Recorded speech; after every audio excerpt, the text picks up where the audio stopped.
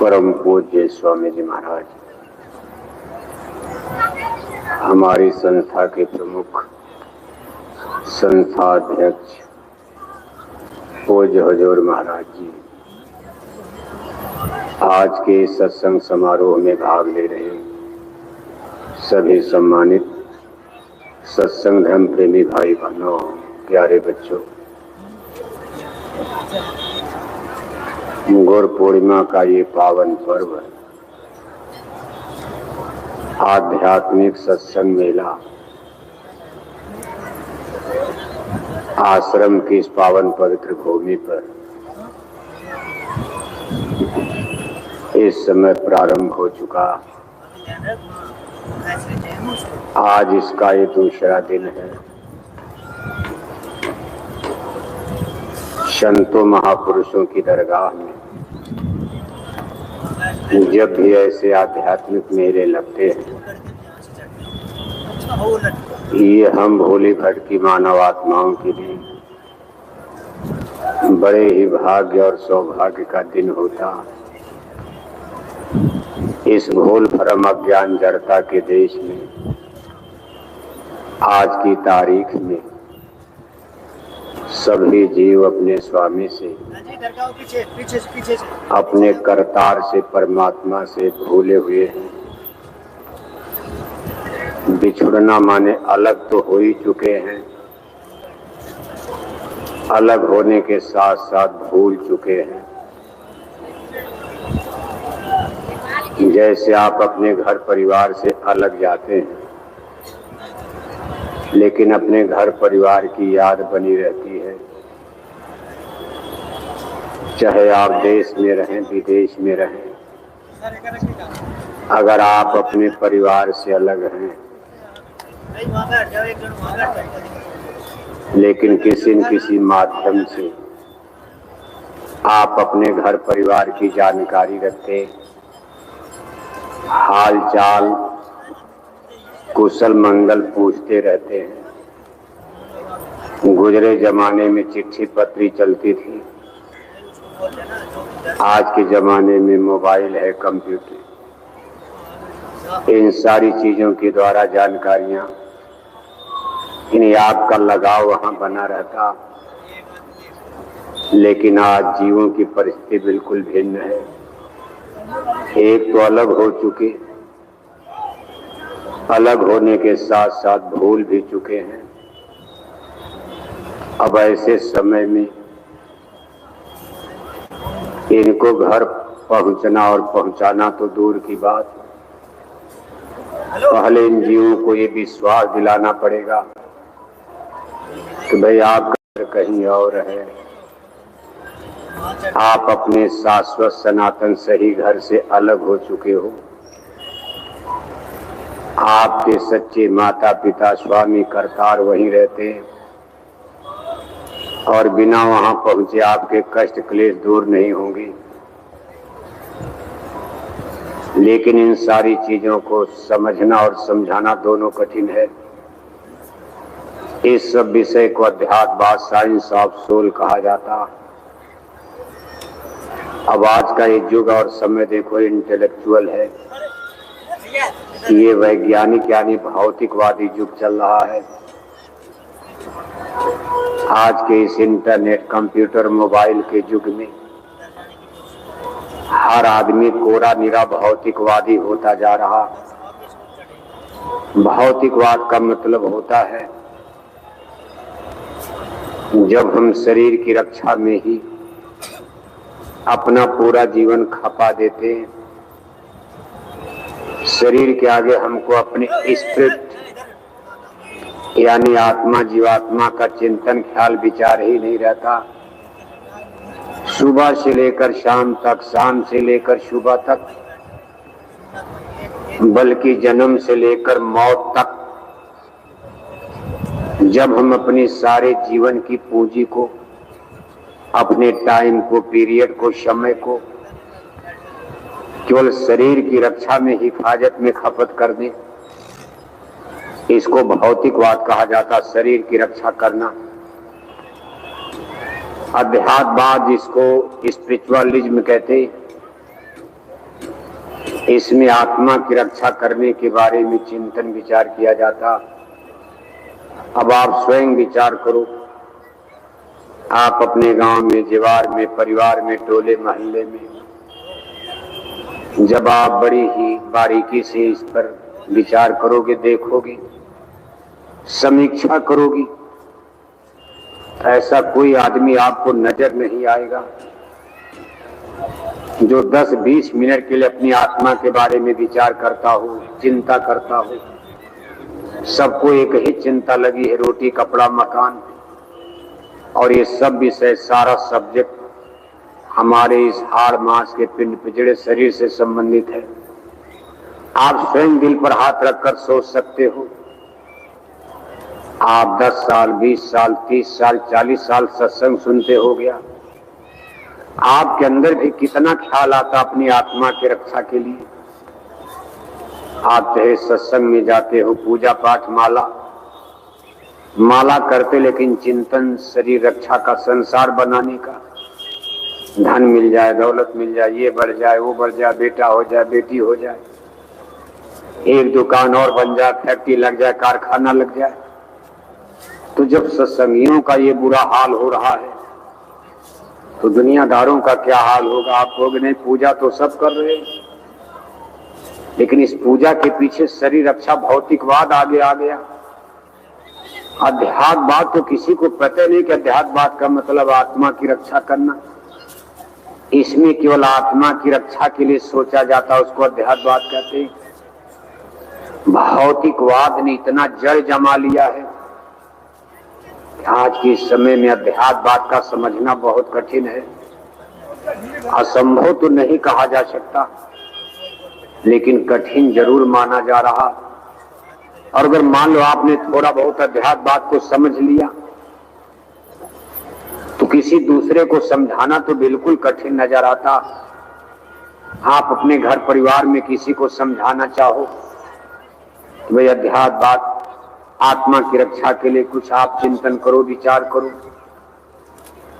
उस समय आपको पसीना छूटने लगे, कोई समझने मानने को तैयार है नहीं। हर आदमी इसमें भौतिकवाद, लाभ हानि, भौतिकवाद, बाह्य दृष्टि से संसार का लाभ फायदा देख रहा। मंदिर, देवालय, शिवालय, संतों महात्माओं के सत्संग स्थल, चाहे जहां भी जाओ, सब लोग इसी भावना से वहां जा रहे हैं कि भाई चलो महात्मा जी के पास चलेंगे, उस मंदिर में चलेंगे, देवालय शिवालय में चलेंगे, हमारे लौकिक जीवन में कुछ लाभ फायदा, रुपया पैसा बढ़ जाएगा, घर मकान बढ़ जाएगा, बाल बच्चों को बढ़िया नौकरी चाकरी मिल जाएगी, खेती बाड़ी, दुकान दफ्तर में बरकत हो जाएगी।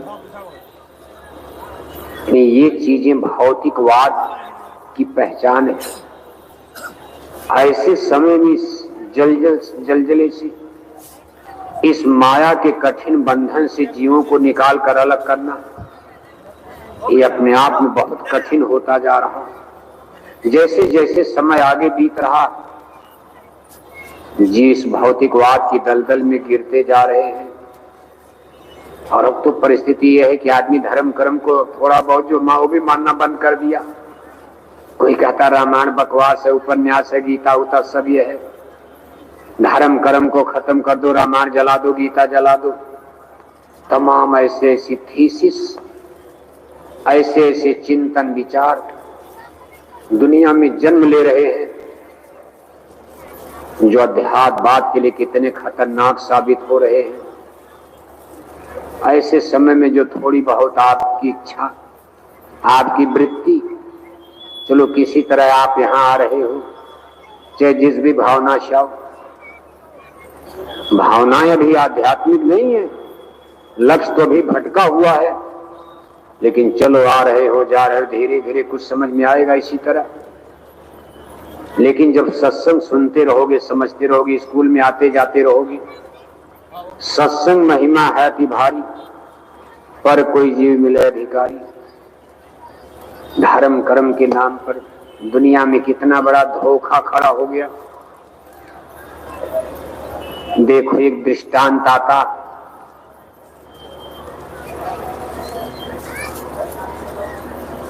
एक बार एक मुसलमान महात्मा, दिल्ली में एक मस्जिद थी, ऐसी मस्जिद जिसका नाम था मोती मस्जिद, आज भी वो पड़ी है। इसको दिल्ली में शाही मस्जिद कहा जाता। शाही मस्जिद का मतलब जिसमें वीआईपी पर्सन यानी गवर्नर हैं, बादशाह हैं, सेना सिपाही सिपाही सामंत नमाज पढ़ते थे, क्योंकि उनके लिए सुरक्षा की व्यवस्था करनी पड़ती थी, इसलिए मस्जिद को शाही मस्जिद कहा जाता। एक बार वहां मौलवी साहब मुसलमान भाइयों को नमाज पढ़ा रहे थे। अब वो जैसे जैसे उठ रहे बैठ रहे नमाज, वैसे पीछे वाले भी करते हैं, ऐसा उनका नियम है। अब उस समय देखो नमाज पढ़ने वालों में बड़े बड़े अधिकारी, वहां गवर्नर वगैरह मौजूद थे। जमाना बादशाह औरंगजेब का चल रहा था। उसी समय एक फकीर साहब जिनका नाम था सरमद साहब, बिल्कुल अधनंगे फकीर हुआ करते थे, बदन पर बहुत कपड़ा नहीं पहनते थे।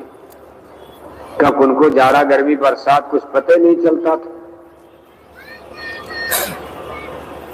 ये भजन का, शब्द का इतना बड़ा असर होता कि शरीर ही सुन्न हो जाए, काट दिया जाए पता नहीं चलेगा।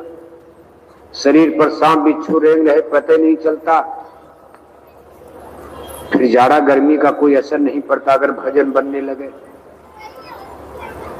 जैसे किसी को क्लोरोफार्म या बेहोश की गोली या बेहोशी का इंजेक्शन लगा के डॉक्टर काट डाले, क्या पता चलता। ऐसे शब्द की इसीलिए बहुत बड़ी महिमा गाई गई। भजन जिसको कहते, भजन आप करने लगो, भजन बनने लगे तो अंदर में इतनी बड़ी स्फूर्ति, बाहर से नहीं पता चलता, अंदर में आपको पता चलेगा। कितनी बीमारियां, शरीर बिल्कुल मालूम पड़ेगा एकदम चंगा हो गया। अब सरमद साहब देखो अधनंगे लंगोटी लगाए, लंगोटी भी न लगा क्या फर्क पड़ता।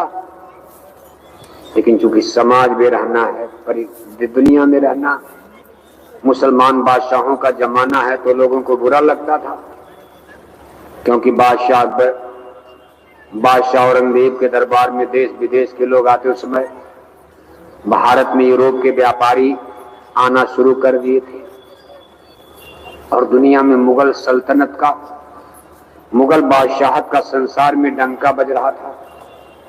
यानी सारे संसार में बहुत धनी मानी बादशाहत, आगरा और दिल्ली जिस पर मुगल शहंशाहों का कब्जा चल रहा था, इनका दरबार दुनिया में यूरोप तक, अमेरिका तो तब अमेरिका का नामो निशान नहीं था, लेकिन यूरोप तक डंका बजता था। भाई भारत के मुगल बादशाह बहुत ही धनी मानी, उनका दरबार सस्ता है, तो यूरोप के व्यापारी भारत में आना शुरू कर दिए। लाल उनको तो व्यापार करना, व्यापार करते करते वो खुद यहाँ राजा बन गए।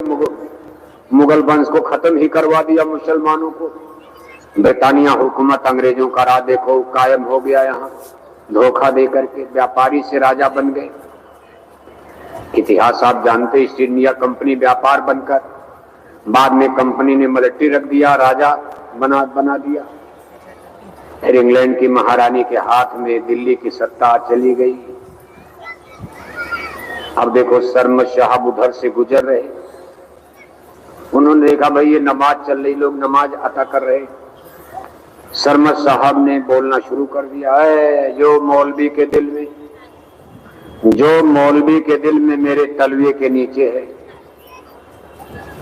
अब वहीं मस्जिद की सीढ़ी पर अपना तालू रगड़ रहे और जोर जोर से चिल्ला रहे पीछे से, जो मौलवी के दिल में मेरे पैरों के नीचे है, जो मौलवी साहब के दिल में मेरे तलवे के नीचे है।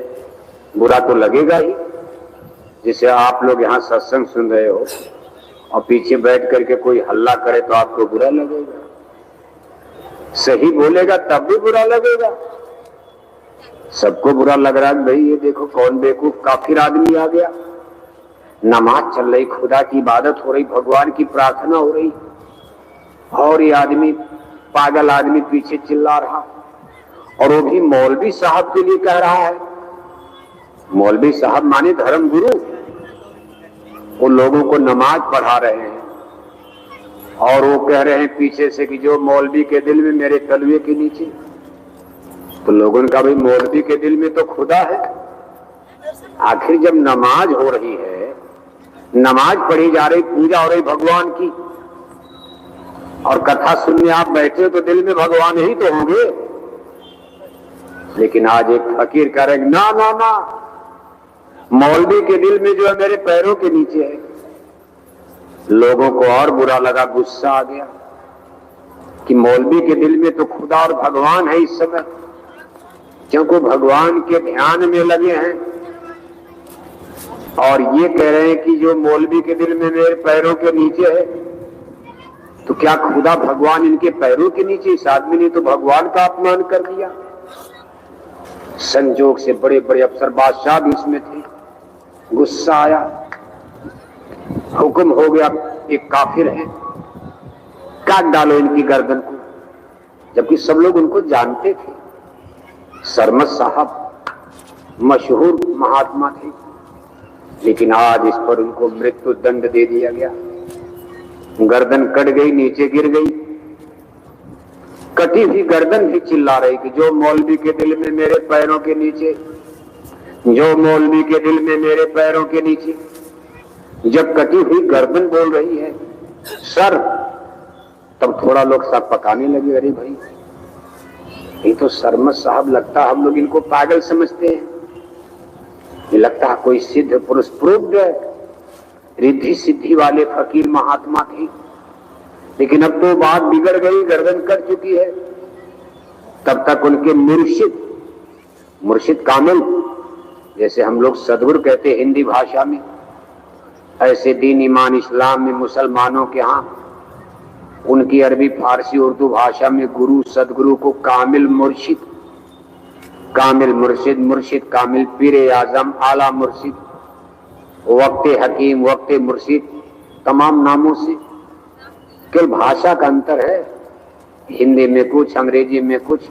अंग्रेजी में कहोगे तो सदगुरु को the great master of the spiritualism है। ये सब भाषाओं का।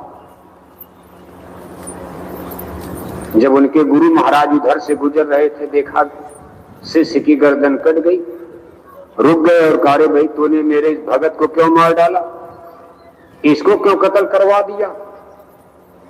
लोगों ने कहा हुजूर इसने खुदा की राह में गुस्ताखी किया है, खुदा के सम्मान में इसने भूल किया, अपमान किया है।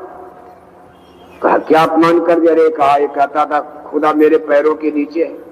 कहा ना ना ना, भक्त इतनी बड़ी कभी गलती नहीं कर सकता, वो भी मेरा भक्त। मैंने अपने भक्तों को जो शिक्षा दिया, ऐसी मैंने कोई शिक्षा नहीं दिया कि मेरा कोई भक्त देवी देवता भगवान का अपमान करेगा। पूरी बात बताओ, इसने कहा क्या? तो पहले तो लोगों ने कहा भाई इसने कहा खुदा मेरे पैरों के नीचे है। जब महात्मा जी ने कहा ना, ऐसा कह ही नहीं सकता मेरा भक्त, मैंने इसको अपनी आध्यात्मिक पाठशाला सत्संग में इस तरह से मैंने पाठ पढ़ाया, शिक्षा दिया, ये कभी किसी देवी देवता भगवान का अपमान नहीं कर सकता। सही बताओ कहा क्या था? तो लोगों ने दबी जुबान से कहा, इसने कहा जो मौलवी के दिल में वो मेरे पैरों के नीचे। लेकिन फकीर साहब मौलवी के दिल में खुदा, और ये कहता खुदा मेरे। कहा ना ना ना ना ना, मौलवी के दिल में खुदा होता तो मेरा भक्त ऐसे नहीं बोलता। मौलवी को बुलाओ, नमाज पढ़ते समय उनके मन में ध्यान में क्या चल रहा था? जैसे आप जय गुरुदेव नाम लेते हो, आपका ध्यान कहाँ है?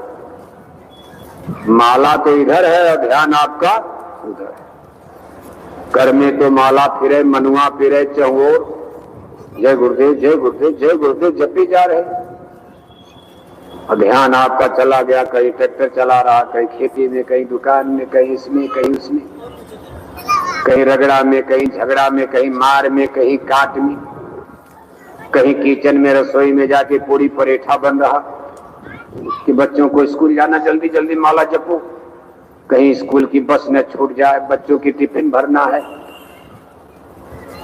सबका मन तो वही है। ये उस मन की हाल है जिसको नामदान मिला। आपके मन का हाल है जिसको सदगुरु नहीं मिले, सही रास्ता नहीं मिला। जो लोग गंगा जमुना तीर्थ मूर्त में भगवान को खोज रहे, उनके मन का क्या बुरा हाल हो रहा। जो गांजा भी पी रहे, घंटा भी बजा रहे, मंदिर में टन टन घंटे घंटा बजाए जा रहे, चंदन तिलक टीका लगाए जा रहे, गंगा गोदावरी नहाए जा रहे, हरे रामा हरे कृष्णा कीर्तन गाए जा रहे, अखंड रामायण पढ़े जा रहे, जय श्री राम नारा लगाए जा रहे, और 1 किलो मछली खाए जा रहे, 1 किलो अंडा खाए जा रहे, 10 बोतल दारू शराब पिए जा रहे। उनका मन पूजा के समय कहां रहता होगा, अंदाजा लगाओ। आपको सदगुरु मिल गए, सच्चे संत। जब तक संत मिले ना पूरे, पड़े रहोगे अघ में, खोजरी पिया को निज घट में। आपको पूरे संत सदगुरु मिल गए, नाम की अमोलक दौलत मिल गई, और आपके माला पूजा का ये हाल है। 2 मिनट भी आपका मन बुद्धि चित्त का कंसंट्रेशन, आपका ख्याल ध्यान अंदर में टिकता ही नहीं है। बाहर बाहर पूरी माला पूजा, आधा घंटा बैठो, चाहे 40 मिनट, चाहे 1 घंटा, कुल मिला के 5 मिनट 10 मिनट भी मन नहीं टिकता है, बाहर भटक रहा दुनिया में। तो दुनियादारों, जबकि आपका खान पान शुद्ध है, आप वेजिटेरियन लाइफ सिस्टम, शुद्ध शाकाहारी जीवन बिता रहे हो, आपका मन फिर भी इतना चंचल चलायमान है। जो पशु पक्षियों की सड़ी गली मुर्गा मांस खाता, शराब गांजा भांग कोकीन हफीम खा पी कर मंदिर में पूजा पाठ कर रहा, गंगा गोदावरी नहा रहा, उसका मन का क्या बुरा हाल होगा, कितना चंचल होगा। इस पर आप सोचो, दुनिया कहां भटक रही। आज जब गुरु जी के सामने बात की गई कि गुरु महाराज, इसने कहा था मौलवी के दिल में मेरे पैरों के नीचे, तो गुरु महाराज ने कहा मेरे भक्त ने सही कहा, मौलवी साहब को बुलाओ, जो धर्म गुरु है, चेला नहीं है। मुसलमानों के गुरु है, नमाज पढ़ाने वाले, उनको बुलाओ। जिस समय लोगों को नमाज पढ़, उनके मन में क्या चल रहा था, उनका ध्यान कहां भटक रहा था। मौलवी साहब को बुलाया गया। पहले तो मौलवी साहब ने बहाना मारा, आप तो फिर भी थोड़ा बहुत अपनी सही बात बता देते, भाई हमारा मन नहीं लगता, हम सिमरन करते, हमारा मन भटकता, भजन नहीं बनता, नहीं टिक रहा। लेकिन ये मानी सम्मानी कर्मकांडी लोग झूठ बोलते हैं, ये दुनिया को झूठी गुरुवारी में धोखा देते। ऐसा पाठ पढ़ाते, मालूम पड़ा अभी आपको मुक्ति दे देंगे। ये ईमानदारी की बात करते नहीं कि हम धोखे में हैं। अंधा गुरु बहिरा चेला होए नरक में ठेलम ठेला, जहाँ का गुरु है यहाँ धरा चेला निपट निरंध है। अंधे अंधे ठेलिया दोनों को परंत, अंधा किसी को पार करने का दावा करता हो, सामने नदी है नाला है, और एक अंधा आदमी कहे चलो हम पार करवा देंगे, हंसी आती है। साहब कबीर ने कहा जग भई ने अंधा हम के समझाई, एक दो होते तिन्हें समझौता, सब ही भुलाई गए न पेटवा के धंधा, जग भइले अंधा हम के समझाई। आज गुरुवाई करने वाले ही अंधे हैं, उनको खुद नहीं पता किधर चलना। आज मौलवी साहब का वही बुरा हाल हो रहा। पहले तो दाएं बाएं अपनी इज्जत को बचा रहे हैं कि ये दुनिया क्या कहेगी। मौलवी साहब आप कैसी नमाज पढ़ाते हो, आप धर्म गुरु हो, आप मौलवी हो, मुल्ला हो, क्या दुनिया को धोखा देते हो आप। इसलिए मौलवी साहब अपनी इज्जत बचाने के लिए पहले तो झूठ बोले, लेकिन फकीर भी फकीर होते। डांटा उन्होंने, कहा मौलवी साहब मेरे शिष्य को मुरीद को तो मार डाला, लेकिन हमको नहीं मार पाओगे। मैं सत्य बताऊंगा, मैं मन के भेद को जानता हूं, भेद सबके सामने अभी खोल दूंगा, बेपर्दा कर दूंगा आपको। अब फकीरों से महात्माओं से कुछ छिपा रहता है, इसीलिए कहते भाई सदगुरु के आगे सब खोल दो, बेपर्दा हो जाओ। सदगुरु से हमारे है बुराई कुछ छिपे नहीं है, बोलते नहीं है। लेकिन वो अंतर्जामी होते। जब महात्मा ने जांटा तो मौलवी साहब ने दिल की बात उगल दी। अरे कहा बात सही है। जिस समय में नमाज पढ़ा रहा था लोगों को, उस समय मेरे घर में एक मेरी बेटी है, उम्र थोड़ा ज्यादा हो गई, 17 था तब तो 17-18 साल उम्र बहुत मानी जाती। बेटी की शादी करने का समय आ गया। मेरे पास पैसा नहीं, मेरा ध्यान इसी चिंता में, दिन रात हर समय चिंता रहती कि कैसे शादी होगी। जब मैं पूजा कर रहा था, नमाज पढ़ा रहा था, वही चीज मेरे दिमाग में लगी नाचने कि हे भगवान, कहीं से कुछ पैसा मिल जाता, कम से कम अपने बेटे की मैं शादी कर देता, कहां से पैसा मिलेगा। अब 5-10 मिनट की तो नमाज होती है, आपका आधा घंटा इसी में बीत जाता, पता नहीं चलता कौन माला जप रहे हैं। 3 माला तक गए, तब तक भूल ही जाते हो आप कि कौन माला पर चल, क्योंकि ध्यान तो कहीं और चला गया। आपको पता नहीं चलता कि किस माला पर हम चल रहे। फिर पीछे से शुरू करते हो, गिरते गिरते कहा भाई अब की नहीं, अब की होश में रहेंगे। 4 माला तक गए, तब तक फिर भटक गए आप। फिर पीछे से शुरू करते हो। सही रूप से किया जाए तो 15 मिनट का सुमिरन, और आप आधा घंटा बीत गया, पूरे नहीं कर पाते हो। ये मन कितना बलवान है, कितनी इसमें चंचलता, इसकी दुनिया इतना गठबंधन है, ये संसार में कितना फंस चुका, मामूली निकल पाएगा आसानी से। निकलते निकलते ऋषि मुनि अपनी हड्डी गला डाले, लेकिन संसार की ममता से, मोह से, इस माया के प्रपंच से मन को नहीं निकाल पाए। उतना आसान नहीं होता। मौलवी साहब कहते भाई तब तक मेरी नमाज ही बीत गई, न धन मिला, धन भी कहां मिलेगा, लेकिन मेरे चिंतन में यही था कि कहीं मिल जाता, बेटी की शादी हो जाती, बड़ी चिंता की बात। और तब तक तो माला पूजा खत्म हो गई, नमाज उमाज। तो फकीर साहब ने कहा, मेरे भक्त ने सही कहा, सरमत साहब ने, तू धन चाहता है कि देख इस मस्जिद की सीढ़ी पर जहां सरमत साहब ने अपना तालू रगड़ा था, इस सीढ़ी को तोड़, इसके नीचे खजाना गड़ा है। खजाना गड़ा, आप जानते हो बादशाह औरंगजेब के जमाने में या तमाम मुसलमान बादशाहों राजाओं के जमाने में भारत के तमाम मंदिर देवालय शिवालय तोड़े गए, ऐसा इतिहास बताता। क्या हुआ क्या नहीं, लेकिन इतिहास ही तो माना जाएगा। और उस समय उन मंदिरों में, देवालय शिवालय में सोना चांदी, मूर्तियों में तमाम हीरे पल्ले पुखराज जड़े होते थे। उन बादशाहों ने ला करके इसको मस्जिद की सीढ़ियों पर, कहीं कहीं तो मूर्तियों को ही सीढ़ी पर की, इस पर रौंद करके, जिसकी हिंदू धर्म में पूजा होती, इस पर रौंद करके लोग जाएंगे, मतलब अपमानी जैसे किया जाता हो। अब उनको क्या पता था कि धरती पर लाठी कभी न कभी सबकी कमजोर हो जाती। कभी आदमी को अपनी लाठी का घमंड नहीं करना चाहिए। जमाना कौन है? मुसलमानों का राज है, वोट का जमाना नहीं। वोट होता तो हिंदू तो ज्यादा थे, तब भी मुसलमानों के राज में भी हिंदू ही डर के मारे कुछ लोग लालच में मुसलमान बन रहे, फिर भी हिंदू ज्यादा थे।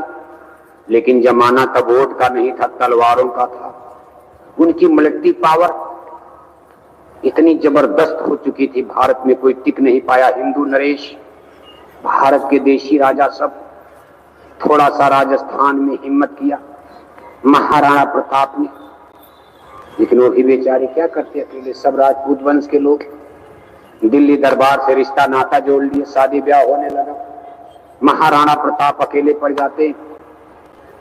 संजोग से फिर देखो दक्षिण में शिवाजी महाराज मराठा छत्रप खड़े हो गए। इधर उत्तर भारत में औरंगजेब का जन्म हम आते, सिख गुरु साहिबानों की 10वीं पातशाही गुरु गोविंद सिंह महाराज ने जन्म ले लिया। उत्तर भारत में औरंगजेब की हुकूमत को गुरु गोविंद सिंह ने ललकारना शुरू किया, और दक्षिण भारत में मराठा छत्रप शिवाजी महाराज खड़े हो जाते। ये महाराणा प्रताप के बाद की घटना। महाराणा प्रताप तो अकबर से लड़े, उनके दाएं बाएं कोई नहीं था। अकबर का साम्राज्य बहुत बड़ा, लेकिन औरंगजेब का समय आते आते साम्राज्य तो बड़ा ही था, लेकिन दो लोग खड़े हो गए।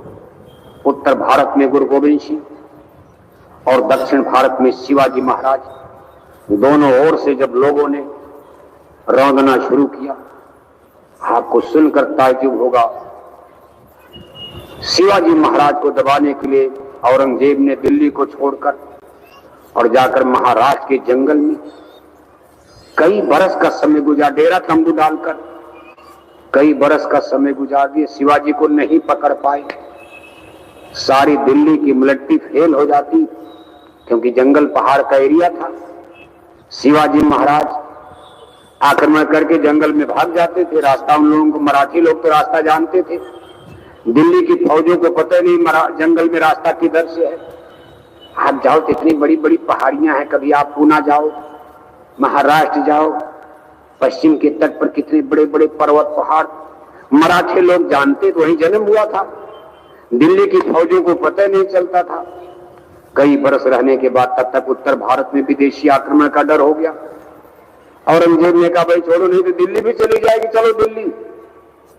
दिल्ली की तरफ लौट रहे थे, महाराष्ट्र के जंगल में, औरंगाबाद अहमदनगर के जंगल में रात के समय औरंगजेब की मौत हो जाती है। बादशाह औरंगजेब, जिसका इतना बड़ा रुतबा भारत में, उनकी मौत की कहानी बड़ी दर्द। दिल्ली नहीं पहुंच पाए, जंगल में तंबू में मार दिए, मर गए। आज भी उनकी समाधि बनी हुई वहां। और इसके बाद मुगल सल्तनत कमजोर होने लगी, लेकिन उस समय किसी ने सोचा नहीं था। अकबर का जमाना, द ग्रेट अकबर, औरंगजेब का जमाना, जहांगीर का जमाना, कि कभी भारत में मुसलमानों की लाठी कमजोर हो जाएगी। आज देखो लाठी कमजोर होती नजर आ रही है। हिंदुओं को भी समझने की जरूरत है, आपको भी घमंड नहीं करना चाहिए। हर घर परिवार के लोगों को समझना चाहिए कि कभी किसी चीज का घमंड मत करो। ये परिवर्तनशील जगत है। आज आपकी लाठी गांव में जबर है, पड़ोसी की लाठी कमजोर है, आप उसके ऊपर जुर्म कर रहे, अत्याचार कर रहे, सता रहे। अगली पीढ़ी में आपकी लाठी कमजोर हो जाएगी। उसके बाल बच्चे पढ़ लिख करके कलेक्टर बन, उसकी लाठी बड़ी हो गई। आप बड़े आदमी से छोटे बन जाओगी, छोटा आदमी बड़ा बन जाएगा, और जब आपके ऊपर लाठी बरसाएगा तब क्या करोगे आप? इसलिए संसार में महापुरुष कहते भी घमंड करो ही मत, मन रे क्या गुमान अब करना, तन तो तेरा खाक मिलेगा, 84 जा पढ़ना। किस चीज का घमंड करते हो आप? धन दौलत रुपए पैसे, ये सुंदर से सुंदर शरीर, बलवान शरीर, हिंदी अंग्रेजी पढ़ाई लिखाई, तीर तलवार बंदूक बम, एक दिन सब छोड़कर आपको चलना है। ले लिया जाएगा, लूट लिए जाओगे। नंगे हाथ, खाली हाथ आपको चलना है। यहां भी छूट सकता, उसके पहले भी छूट सकते, गरीब हो सकते हो आप। आज आप शरीर बलवान है, अहंकार करते हो। मान लो कल कोई बीमारी पकड़ लिया, 2-4 लोगों को मारा काटा कत्ल कर दिया, आज आप शुगर के मरीज हो गए, बीपी हाई हो, अब क्या करोगे आप? चारपाई पर पड़े बंदूक चलाओगे, आप दम चलाओगे? इसलिए कभी भी जब भगवान आपको कुछ देता है, इस सबके लिए शिक्षा है। अगर आपको ईश्वर ने कुछ दिया, धन्यवाद दो, लेकिन महापुरुष कहते हुए घमंड मत करो, लाठी कमजोर हो सकती। आज देखो समय बलवान, समय ने करवट लिया। कहानी देखो वहां से कहां चली गई, चल रही थी। गुरु महाराज कहते भाई मौलवी साहब से जब पूछ लिया, मौलवी साहब ने बता दिया कि भाई मैं तो धन चाहता था, कहा खोदो इसको। अब जब उसको खोदा गया सीढ़ी को, तो उसमें लोहे के, तांबे के, पीतल के बड़े बड़े घड़े नजर आने लगे, और उसमें सोना चांदी खजाना भरा था। उस जमाने में बैंक नहीं होती थी, उस मस्जिद के नाम पर वो दौलत रख दी गई थी। इस मस्जिद के नाम पर ही जैसे आज तमाम आश्रम के नाम पर जमीन जायदाद पट्टे किए जाते, ऐसे उतनी दौलत बादशाहों ने उस मस्जिद के लिए, ईसाई मस्जिद थी, इस मस्जिद के रख रखाव के लिए, भविष्य में कोई बात होगी तो मस्जिद के लिए और मस्जिद के कागज में लेखे जोखे उसका नॉमिनेशन था जहां रखा गया। माल गड़ो है शार यहां गड़ा है, वहां उसका बीजक बना हुआ कागज रखा जाता था। ये नहीं कि ऐसे पता नहीं कौन जानेगा। आज महात्मा जी ने बता, देखो धन यहां गड़ा, ले जाओ। मेरे भक्त ने कहा, तू धन चाहता, भगवान की पूजा में धन चाह रहा, तू भगवान को नहीं चाह रहा, पैसे की लालच में पड़ा है। अरे धन तो मेरे पैरों के नीचे है, भगवान नहीं। भगवान को तू चाहता नहीं। ले जाए सोना चांदी, अपने बेटी की शादी कर ले, माला माल बन जा, लेकिन तुझे भगवान कभी नहीं मिल सकता। तू भगवान की पूजा में धन मांग रहा, धन मिल जाएगा लेकिन भगवान तुझे नहीं मिलेगा। भगवान को पाना है तो भगवान को मानना पड़ेगा। भगवान से भगवान को मांगो, गुरु से गुरु को मांगो, सदगुरु से सदगुरु को मांगो। सदगुरु से दौलत मांगोगे, दौलत मिल जाएगी, सदगुरु नहीं मिलेंगे। सदगुरु से बेटा बेटी मांग रहे, बेटा बेटी मिल जाएंगे लेकिन सदगुरु मिलेंगे। सदगुरु उसको मिलेंगे जो सदगुरु कहेगा, हे गुरु महाराज आप हमको मिल जाओ, आप हमारे अंग संग हो जाओ। कहने का मतलब यह है, इसको कहते हैं भौतिकवाद। जब पूजा पाठ धर्म कर्म में भी हमारे लोभ लालच में कमी नहीं आ रही और हम बराबर उसी दुनिया को, झूठी दुनिया के चक्कर में, इसको बढ़ाने में, विस्तार करने में हम उसी लिए पूजा पाठ धर्म कर्म सब कुछ कर रहे हैं, तो सोच लो भौतिक बात कितने चरम पर है, क्या समझ में आएगा। इसलिए आज के इस जमाने में, समय में हम आपको बराबर इसलिए धन्यवाद दे रहे कि आप कुल मिला के भाग्यशाली हो। चलो कुछ नहीं तो किसी बहाने आ तो रहे हो और थोड़ा बहुत जरूर आप समझने की कोशिश कर रहे हो। आपकी समझदारी बढ़ रही है। सब सत्संगियों की बात नहीं हो रही, बहुत से सत्संगियों की समझदारी बहुत बढ़ चुकी। इतने बड़े झुंड में बहुत से सत्संगी हैं जिनको घंटे संग की आवाज आती। हमारे बहुत से सत्संगी देखो निकल गए, अपने देश अमरलोक सतलोक चले गए, गुरु महाराज के जमाने में ही चले गए। कितने रास्ते में चल रहे, कितने चलने के लिए ड्योढ़ी पर, दरवाजे पर दरवाजा खटखटा रहे, खुलने ही वाला है। ऐसा नहीं कि सब एकदम बेकार हो रहा, बालू की दीवार गुरु महाराज उठा रहे थे, बेमतलब की मेहनत कर रहे, ऐसा नहीं है। बस लार जल्दी के विषय ही कठिन है, पढ़ाई इतनी कठिन है, फेल ज्यादा होते हैं, पास कम होते, समय लगता है, बड़ी समस्या है। हजारों में लाखों में कोई बिरला निकल जाता, बाकी सबको पेंडिंग में रख दिया जाता। भाई मानव जन्म दे दिया, चलो अगले जन्म में फिर आपको मिल जाएगा रास्ता। एक जन्म फिर भक्ति सेवा में लगना, फिर सहूर सीख लेना। संतों के दरबार में सत्संग में क्या मांगा जाता है, कैसे भजन बनता है, मांग रहे हैं दुनिया, तो भजन कैसे बनेगा। तमन्ना है संसार की, तमाम तमन्ना लेकर आए हो, भजन की तमन्ना नहीं, भजन कहां से बनेगा, कहां से दिव्य दृष्टि खुलेगी, कैसे घंटा संग सुनने की इच्छा नहीं है। जब घंटा संग सुनने भजन कान में उंगली डालकर बैठे तब भी दुनिया को मांग रहे। ऐसे नहीं, इसके पीछे कोई बहुत बड़ा हमारा बहुत बड़ा कोई मुद्दई दुश्मन लग चुका है, जिसका बराबर प्रयास है कि इनको न जाने दिया जाए। जीवात्मा की करुण कहानी, करुण कथा, अपनी कथा तो जान लो, इतिहास जान लो। राजा रानी की किस्सा कहानी सुनते सुनते हमारा आपका इतिहास पढ़ते पढ़ते इनका इतिहास उनका इतिहास, अपने इतिहास के बारे में कुछ जान पाए आप?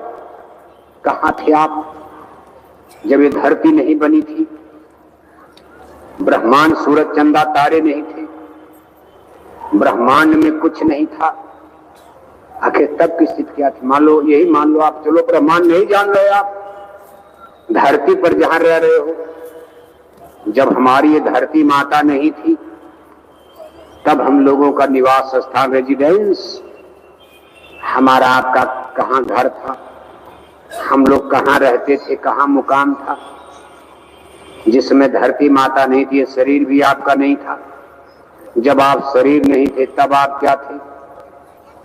एक देखो बड़ा सुंदर दृष्टांत आता, धर्म गुरु आदि गुरु शंकराचार्य। ये शंकराचार्य जो वर्तमान में है, आदि गुरु शंकराचार्य जिन्होंने आचार पीठ भारत में 4 बनाया, 4 पीठ भारत के चारों कोने पर 4 पीठ धर्म की स्थापना के लिए आदि गुरु जगत गुरु शंकराचार्य प्रथम गुरु, ज्ञानी पुरुष थे, आध्यात्मिक पुरुष थे, उनके पास रिद्धि सिद्धि।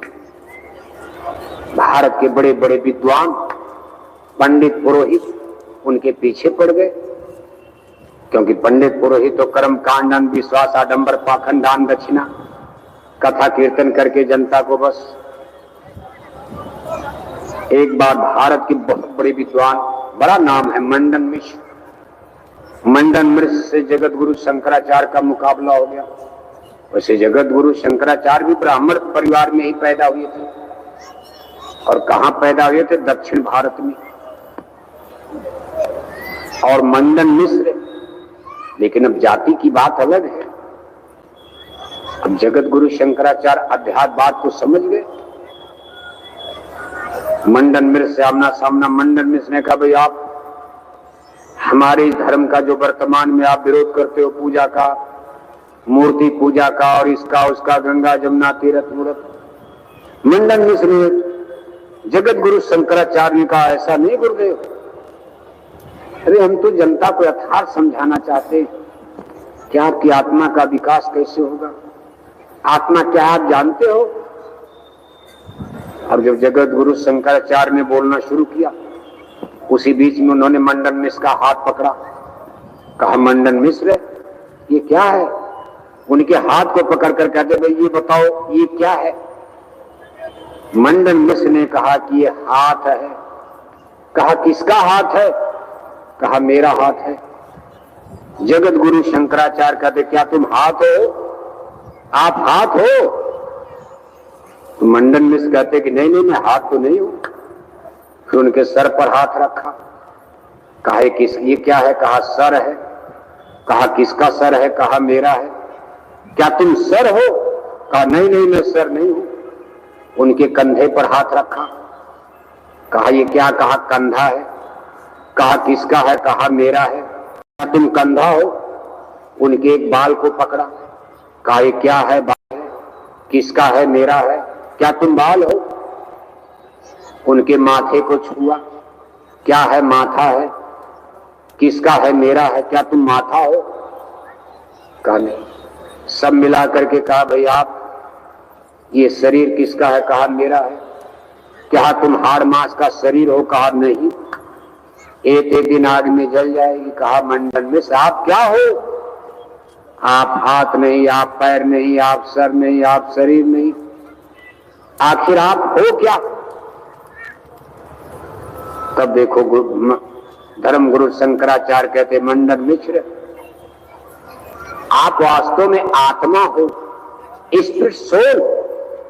ये तो पिंड पिंजरा में आपको यहां बंद किया गया, धोखा दिया गया, किसी शिकारी ने आपको जाल में फंसाया है। काल लाए तन मन में घेरा, दुख पाए तुम बहुत घनेरा। तन मन के पिंजरे में आपको बंद किया गया। लेकिन मंडन मिश्र आप क्या हो? आप आत्मा हो। अपनी आत्मा के बारे में जाना।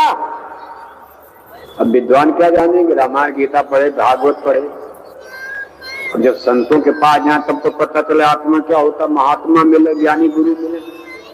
अब सुनने के लिए तो आत्मा आत्मा करते रहते, लेकिन आत्मा तो देखा, आप देखा आत्मा?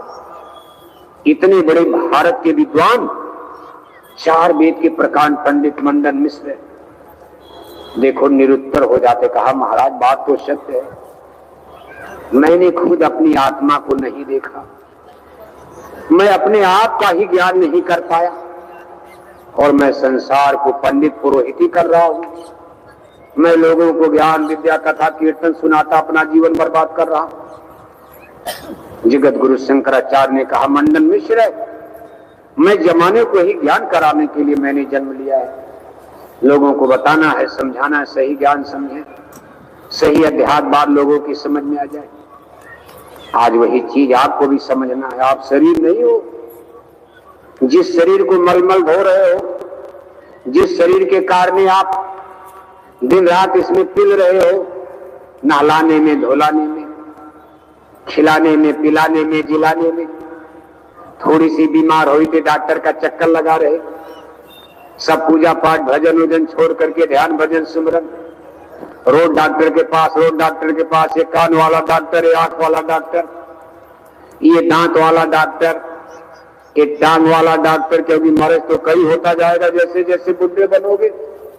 टूटे दांत केस भय जले, ज्योति गई अखियन से, कितना डॉक्टर आपके जीवन में आने वाले हैं।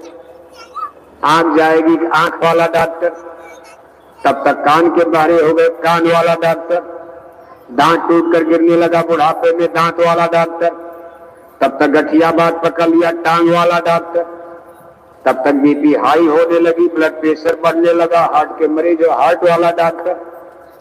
इतने डॉक्टर का मुकाबला करते करते इंजेक्शन लगते लगते मर ही जाओगे। डॉक्टर कोई भगवान नहीं कि आपको घोड़ा बना देगा, डॉक्टर आपको शेर बना देगा, जवान बना देगा। कभी विश्वास मत करना, मशीन पुरानी हो गई, जर्जर हो गई है।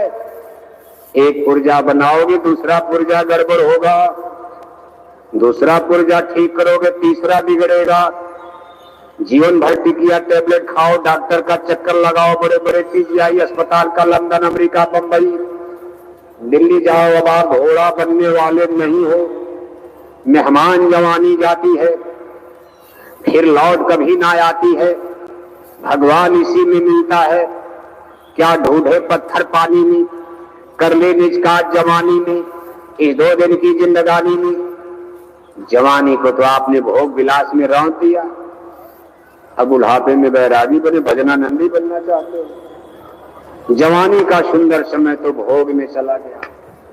भोग ने आपको रोग दे दिया, भोग से रोग जन्म लेता। एवरी एक्शन है रिएक्शन, क्रिया प्रतिक्रिया का नियम है। जितने ज्यादा भोग भोगोगे उतने ज्यादा रोग और कष्ट मिलेगा। अब बुढ़ापे में कहीं कमर में दर्द, कहीं पेट में दर्द, कहीं शुगर हो गया, कहीं बवासीर है, कहीं भूखंदर है। अब कौन सी कमाई करोगे, कौन सा आश्रम में बाण चलाओगे, तीर चलाओगे, तलवार चलाओगे, क्या भक्ति करोगे, क्या सत्संग करोगे। गर्मी बर्दाश्त नहीं हो रही। अब यहाँ धूप आती तो 100 आदमी नजर में आते, सब भाग जाते। गुरु महाराज कितना इंतजाम आपका करे, देखो आपके लिए कुदरती तंबू डाल दिया, ठंडी ठंडी हवा चल रही, फिर भी इसमें आपका ध्यान, कोई सो रहा, कोई कुछ कर रहा, कोई कुछ कर रहा। कुल मिलाकर के समय का सदुपयोग, समय की कीमत को समझो। कहा मेहमान जवानी जाती है, फिर लौट कभी ना आती है, और भगवान उसी में मिलता है। क्या ढूंढे पत्थर पानी में भगवान मिलने का मतलब?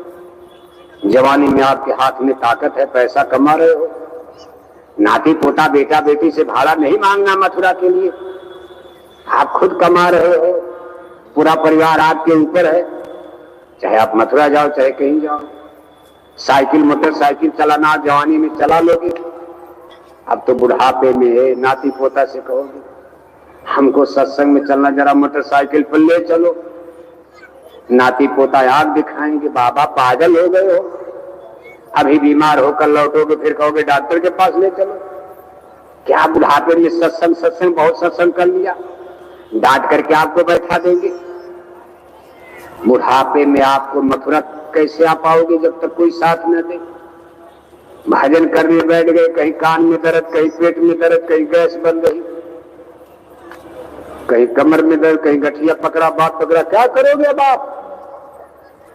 बस एक ही उपाय है, गुरु नाम की माला जपते रहो। गया काम खत्म, कर ले निज काज जवानी में, जवानी तो गई। अब बुढ़ापे में कहते चलो मथुरा में सेवादार बनेंगे। यहाँ आकर के 2 आदमी आप ही सेवा मिलने दे, आते बीमार हो गए। अब जितने बुढ़े बुढ़े मथुरा में रहे तो अस्पताल है, ये कोई धर्मशाला शहर है, जवानी घर में बिता दिया।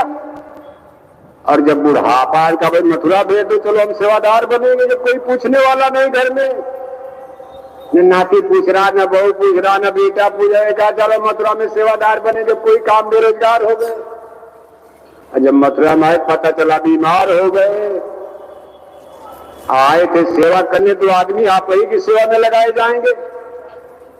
बताओ मथुरा में कौन कारखाना खुला है कि आपकी सेवा होगी? यहाँ सारी जिंदगी तो बेटा बेटी के लिए लगाया, और अब आप मथुरा में सेवादार बनकर सेवा ही लेने आ गए, और नहीं मिला तो कहते जाकर शिकायत करते रहे वहां तो गड़बड़ सड़बड़ है, कोई सिस्टम नहीं है, कोई व्यवस्था नहीं है, वहां कोई किसी को पूछने वाला नहीं है।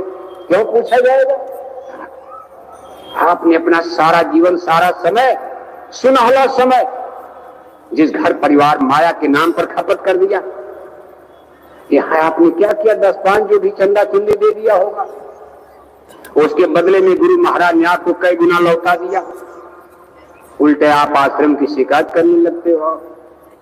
कहने का कुल मतलब यह है कि मन की चाल और पेच है। इसीलिए सबको अपने जीवन का बेशकीमती समय, महापुरुष कहते भाई बैलेंस लाइफ, लोग के साथ साथ परलोक भी बनाने की कोशिश करो। जो लोग बुजुर्ग हो गए, बुढ़े हो गए, उनका तो गोल्डन टाइम, उनका सुनहला समय चला गया, 60 बरस से ऊपर हो गए। ये हम उनके लिए करें जो लोग 60 बरस के नीचे चल रहे हो। आप 60 बरस के भी नीचे हो, आप 40 साल 50 साल, आपसे ऐसी गलती नहीं होनी चाहिए। आप अपनी जिंदगी का समय का सदुपयोग लोक और परलोक दोनों में करो, नहीं तो आप भी 60-70 साल के बाद पछताओगी। सब लोग पछता रहे, चाहे आश्रम पर हो चाहे घर में हो। गुरु महाराज कहते थे मेरे सामने भजन कर लो, ये सुनहला दिन है, सुनहला समय है। बाद में इसी आश्रम पर आंसू गिराओगे, कोई पूछने वाला नहीं मिलेगा। उस समय गुरु महाराज की बात समझ में नहीं आती थी। आज देख रहे हो आश्रम में कोई दिखाई दे रहा? गुरु महाराज की जमाने के तमाम चेहरे, कोई कहीं गिरा, कोई कहीं गिरा, थी जगह न कोई जहां गिरा, कोई कहां गया, कोई कहां गया, कोई कहां गया। आज सब लोग दर दर की ठोकर खा रहे। मथुरा दरबार से अलग होकर चैन नहीं है, कहीं शांति ढूंढे नहीं मिल रही है। हबीस की नदी हर तरफ बह रही है, न राजा को शांति, न रैयत को शांति, न जाने ये दुनिया कहां जा रही है। मथुरा में चैन नहीं मिला तो लंदन अमेरिका में चैन मिल जाएगा, बंबई भोपाल में सुख मिल जाएगा। जिसको मथुरा में चैन नहीं मिला, खेतौरा की धरती पर चैन नहीं मिला, उसको इस संसार में कहीं कहां चैन मिलेगा बताओ आप? अब वो लोग तो केवल बस वही अपनी इज्जत आबरू सम्मान बचाने के लिए बस इसी तरह की अनाप शनाप बातें, सब बेचैन है, सबके मन में अशांति की ज्वाला आग लग रही है। लेकिन इतना मथुरा को भरा बुरा कह डाला, अब सोचते हैं कि दुनिया क्या कहेगी। चलो इस जन्म में देखा जाएगा, इतना तक फैसला कर लिया, कहा एक जन्म यही देख लिया जाएगा, कुछ नहीं, नामदान तो मिल ही गया है। और गुरु महाराज कहते हैं भाई नामदान मिल गया, जिसको भी सदगुरु ने नामदान दे दिया, संत मत गारंटी देता, एग्रीमेंट हो गया, गठबंधन हो गया। जिसको सदगुरु ने नामदान दे दिया वो जीव कभी नरक नहीं जा सकता, 84 में नहीं जाएगा। अगर 84 में भी जाएगा तो ब्रीफ अंश रूप में, आंशिक रूप में। ये सब सत्संग सबने सुना है, इसलिए जानबूझ करके गलतियां हो रही। लोग कहते चलो नरक तो जाएंगे नहीं, गुरु महाराज दयालु, हमारे भी गुरु महाराज, वो भी कहते हमारे भी गुरु महाराज, वही जय गुरुदेव नाम सब लोग बोल रहे, अच्छी बात है और सत्य है, कोई नरक नहीं जाएगा। जिसको संतों का सदगुरु का कहा ना संत डारिया बीज घड़ धरती यही जीव की, को असमर्थ हो जो जा रहे इस बीज को, कछु काल के बाद वह बीजा अंकुर है, जब जब आवे संत है अंकुरी संग लगे, एक दूसरे को ट्रांसफर कर देते। संत सत्ता शब्द सत्ता होती, अच्छी तरह आप समझ लो। हाड़ मास में आप हो, न संत है न गुरु है न चेला है, ये हाड़ मास तो पिंजरा है। पिंजरा सोने का हो, कल लोहे का हो सकता है, फिर पिंजरा लकड़ी का हो सकता है, पिंजरा चांदी का हो सकता है, लेकिन उसके अंदर चिड़िया तो एक ही है। मान लो आपने सुग्गा पाला है, आप गरीब हो तो लकड़ी का पिंजरा, लोहे का पिंजरा। राजा महाराजा सुग्गा तोता पालते थे, सोने चांदी का पिंजरा। लेकिन सुग्गा तो नहीं बदलेगा, सुग्गा तो वही रहेगा। ऐसे ये पिंजरा है शरीर, चाहे गुरु का हो, चाहे सदगुरु का हो, चाहे चेला का हो, चाहे शिष्य का हो, ये पिंजरा है। इसमें शब्द रूप सतगुरु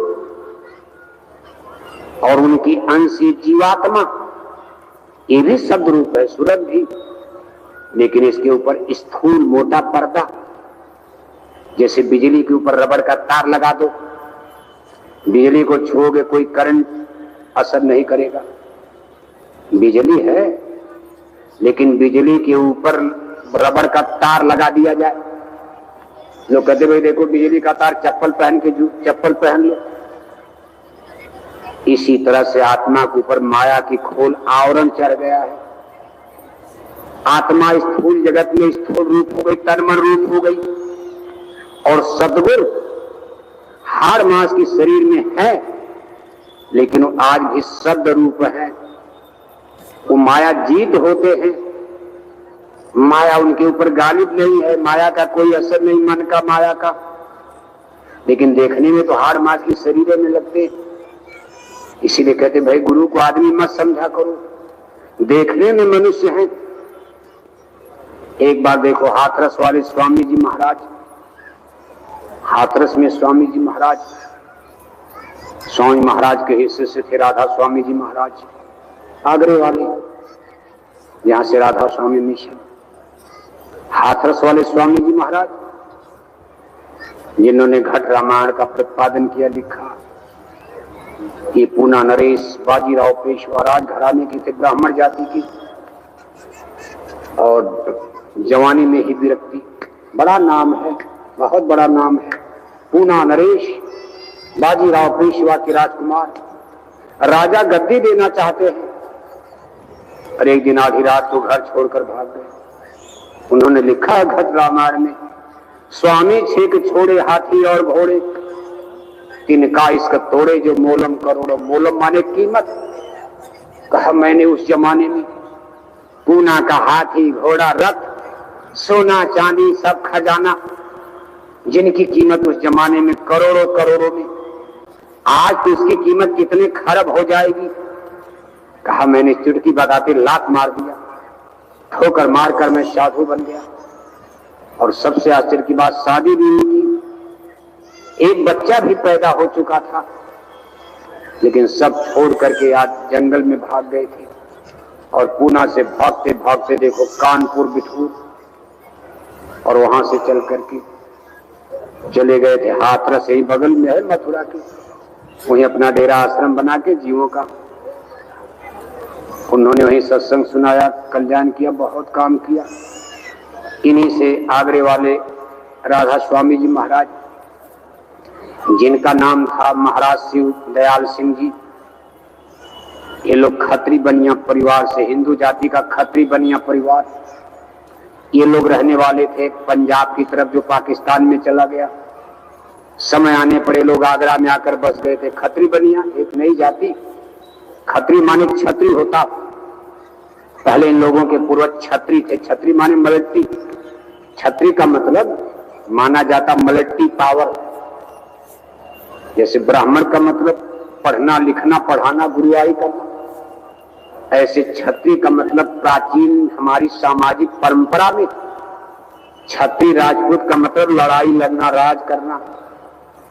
लेकिन बाद में इन लोगों ने ये काम छोड़ दिया, बिजनेस व्यापार में लग गए, तब इनका नाम पड़ गया खत्री बनिया। थे छत्री लेकिन बनिया बन गए, बिजनेसमैन बन गए।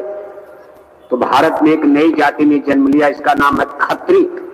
आज भी तमाम खत्री परिवार आपको नजर आते हैं, जिनके बाप दादे अंग्रेजों के जमाने में, मुगलों के जमाने में, मलट्टी में, राजपूत वंश में लेकिन आज लोग बिजनेस का भाई लड़ाई वड़ाई मतलब है, मर जाना पीट जाना, चलो बिजनेस करो आराम से 2 रोटी मिलेगी, भाव है। इसी खत्री बनिया परिवार में आगरे शहर की पन्नी गली में महाराज जी का परम संत रूप में अवतार हुआ था। जमाना अंग्रेजों का था, ब्रिटानिया हुकूमत। राधा स्वामी जी महाराज के माता पिता इसी हाथरस वाले स्वामी महाराज के शिष्य थे। अपने माता पिता के साथ वो भी हाथरस आते जाते थे। यहीं से सिलसिला आगे बढ़ता। श्री दयाल सिंह जी महाराज ने राधा स्वामी नाम, राधा माने सूरत, स्वामी माने परमात्मा सत्पुरुष, यानी आत्मा परमात्मा। राधा आदि सूरत का नाम, राधा माने सूरत आत्मा, स्वामी माने परमात्मा, आत्मा परमात्मा, ये भेद। और इसी में आगे चल करके देखो अपना जय गुरुदेव मिशन आ गया।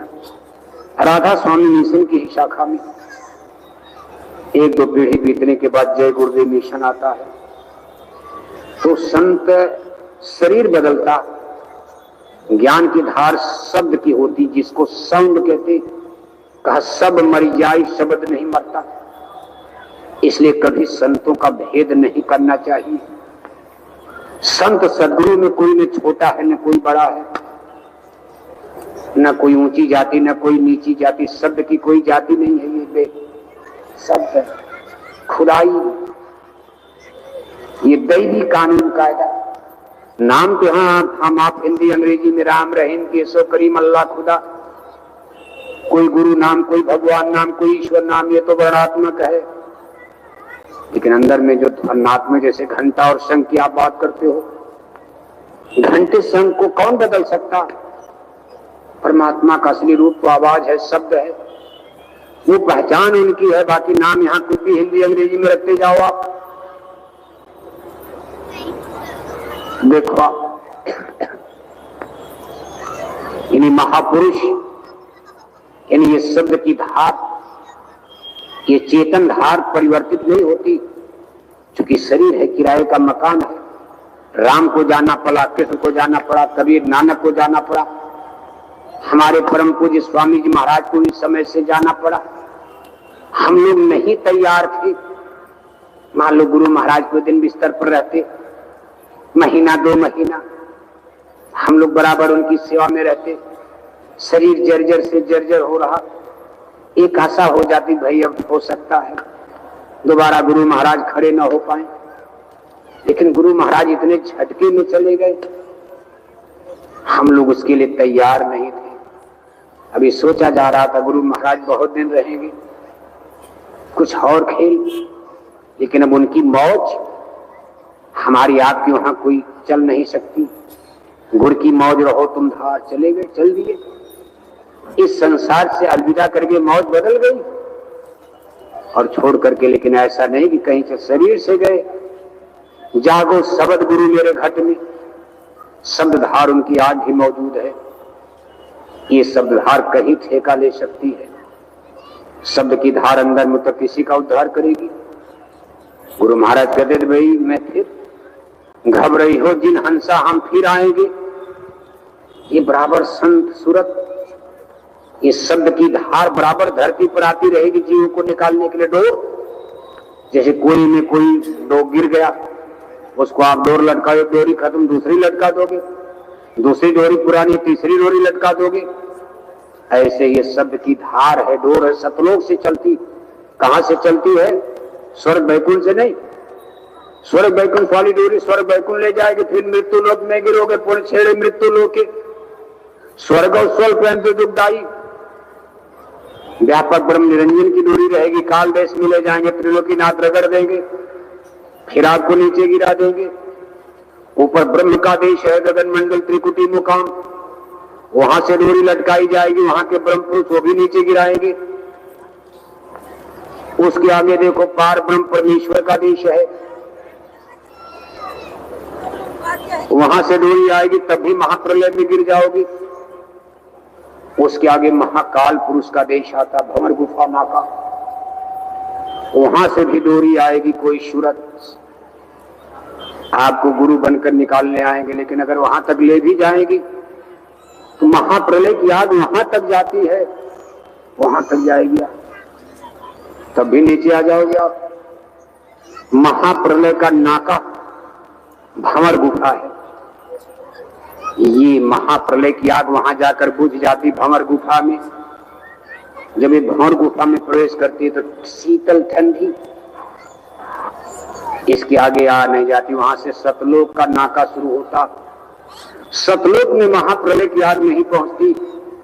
अब सतलोक से जब डोर नीचे गिराई जाएगी, उस डोर को जो लोग पकड़ेंगे वो अमर देश सतलोक पहुंच जाएंगे, फिर नीचे नहीं आएंगे। एक बार अगर सतलोक चले गए, दोबारा आपको नीचे अब नहीं आना पड़ेगा। इसलिए तो साधना का स्तर अलग अलग है। किसी को आप समझाओगे दुनिया क्या मानेगी? संसार के लोग तो बेचारे स्वर्ग बैकुंठ को ही सब कुछ समझते हैं। स्वर्ग बैकुंठ के आगे तो दुनिया कुछ जानती नहीं।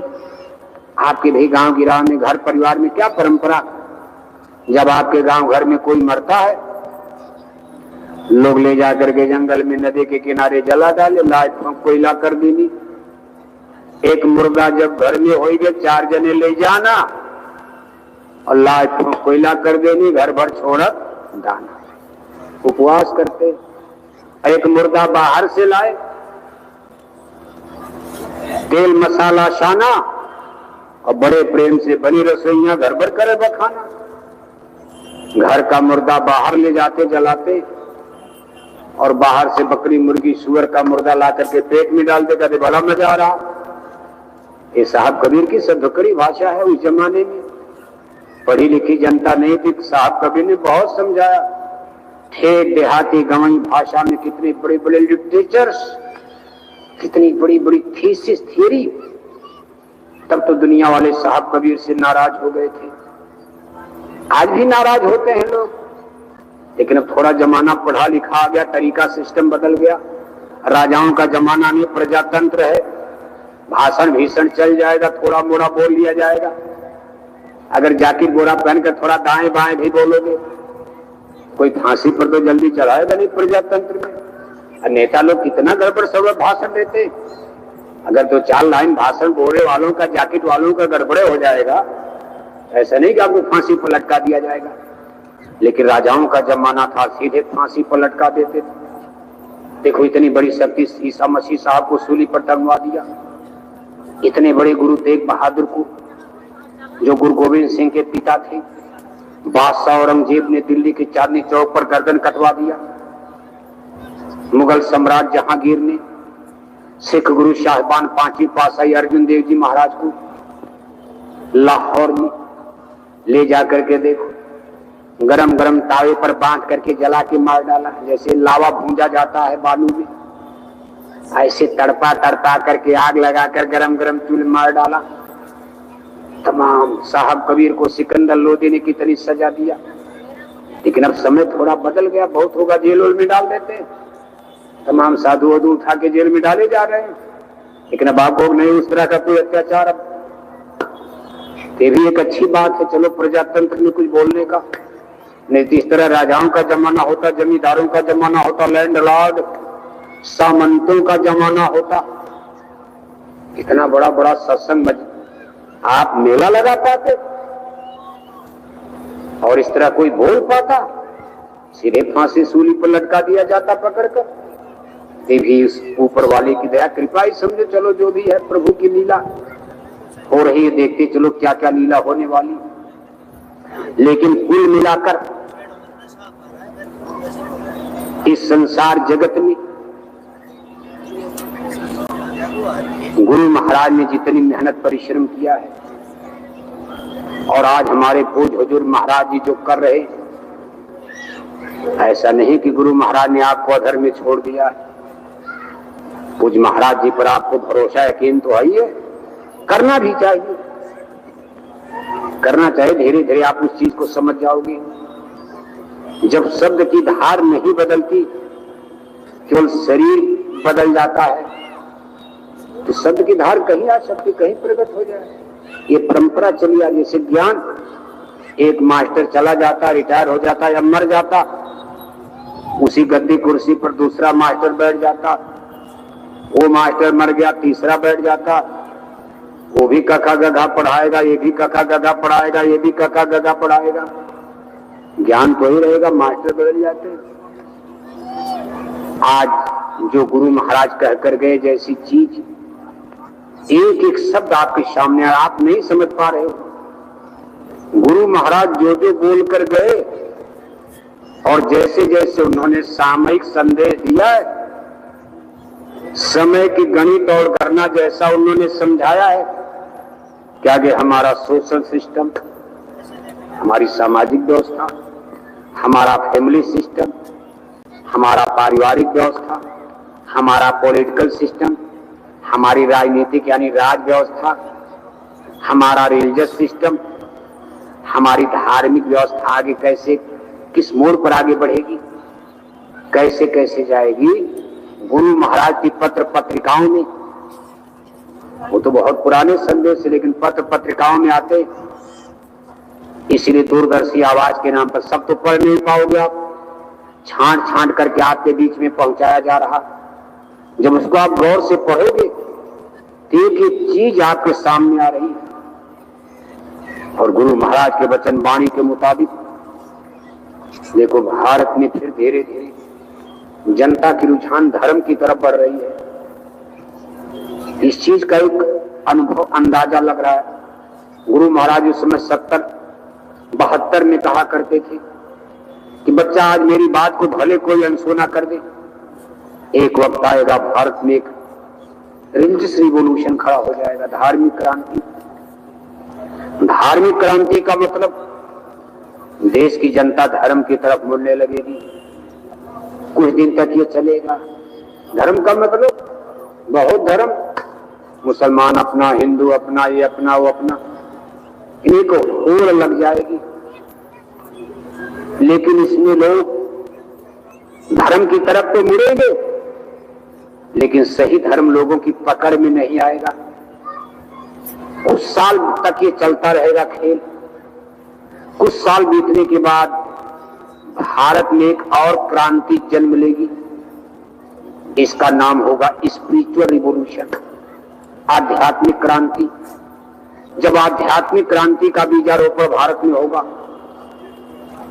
तो लोगों को सही धर्म समझ में आने लगेगा, सही कर्म समझ में आ जाएगा और मछली अंडा शराब की दुकानों पर ताले लगने लगेंगे।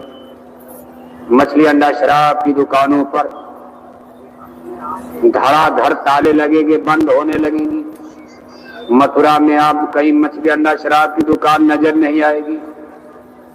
उसी आध्यात्मिक क्रांति का इंतजार किया जा रहा है और आप उसकी तैयारी, इंतजार माने बैठ के नहीं, इंतजार भी है, आप तैयारी भी कर रहे हो। उसी के लिए लाखों लोगों ने बोरा पहन लिया। बोरा पहनना हंसी मजाक नहीं है। आज के इस फैशन की दुनिया में सूट बूट टाई कोट के युग में बोरा पहन लेना, कोई बाप अपने बेटे को बोरा नहीं पहना सकता। एक भीख मांगने वाला भिखारी भी बोरा नहीं पहनेगा।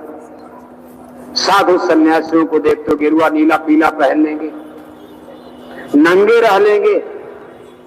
लेकिन कितना बड़ा त्यागी साधु सन्यासी बोरा नहीं पहनेगा। लेकिन गुरु महाराज ने नई चीज दिया, नई दिशा दिया, क्योंकि नया काम भारत में करना है और इसके लिए गुरु महाराज ने टाट बोरा पहनाया। बहुत से बोरे वाले मर गए, एक बार तो पहनाया। जो लोग जिंदा हैं सब बुढ़ापे में चले गए। तो गुरु महाराज ने इस क्रांति को आगे बढ़ाने के लिए, ये देखो, लाखों भाई बहनों को शाकाहारी जैकेट पहना दिया। सबका उद्देश्य यही है। उद्देश्य महान है, बहुत बड़ा उद्देश्य है। कितना बड़ा उद्देश्य लेकर आप आगे बढ़ रहे हो कि पूरे मथुरा जिले में कहीं मछली अंडा शराब की दुकान दिखाई न दे। ये युग परिवर्तन की शुरुआत का संकेत बनेगा। राम राज की स्थापना का एक सांकेतिक चिन्ह है, आपको दिखाई देगा जब मछली अंडा शराब की दुकानें बंद होने लगी। अंडे खिलाकर शराब पिलाकर कोई माई का लाल भारत में राम राज ला पाएगा? भगवान राम के राम राज में अंडा बिकता था। भगवान राम के राम राज में दारू शराब बिकती थी। आज स्थिति ये है, हम लोगों को बोरा पहनते 40 साल हो गया। अरबों अरबों रुपया जय गुरुदेव मिशन का पर्चा में, पोस्टर में, झंडा बैनर में, सत्संग में, प्रचार में, डीजल पेट्रोल में खर्च हो गया कि हमारी आने वाली पीढ़ियां निराम शुद्ध शाकाहारी हो जाए। कम से कम हमारे नई पीढ़ी के बच्चे दारू न पिए। लेकिन हम लोगों की मेहनत उल्टी हो गई, बेकार हो गई। इतनी मेहनत करने के बाद भी रिजल्ट उल्टा आ गया। आज गांव में, दीवार में, जहां जाओ छोटे छोटे बच्चे आज शराब पीने लगे। कक्षा 10 पास नहीं कर पाए, अभी शादी नहीं, ब्याह नहीं, माँ बाप के चोरी चोरी जंगल में जाकर दारू पी रहे हैं, गांजा पी रहे हैं। कभी आप इस पर विचार करते हो? इतना प्रचार के बावजूद इतना रुपया पैसा खर्च, जिस चीज के लिए बोरा पहन लिया मनुष्य ने, जिस चीज के लिए हमारे लाखों भाई बहन शाकाहारी जाकिर पहनकर, अब तो पूज्य महाराज जी के आदेश में एक गांव गोद लेकर घर घर जाकर के अपील हो रही है। लेकिन परिणाम, छोटे छोटे बच्चे भी शराब पीने लगे। बुढ़ों की बात छोड़ो आप।